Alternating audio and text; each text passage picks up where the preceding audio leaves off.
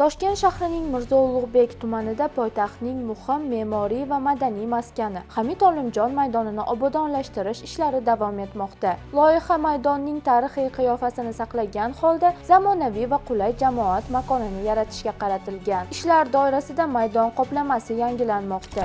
O'zi standart bo'yicha ko'p qavatli, ko'p kvartirali uylar 5 yil, 6 yilda fasad qismlari ta'mirlanishi kerak. Lekin shu kunga qadar hali bu uylar biron marta ta'mir qilinmagan.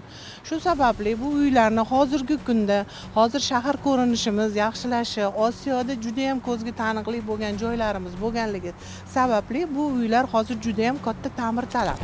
Yangi yo'laklar va panduslar barpo etilib, markaziy favvora rekonstruksiya qilinmoqda. Shuningdek, kichik me'moriy shakllar, yoritish ustunlari va o'rindiqlar o'rnatiladi. Atrofdagi binolar fasadlari yangilanib, hudud qo'shimcha ravishda ko'kalamzorlashtirilishi rejalashtirilgan.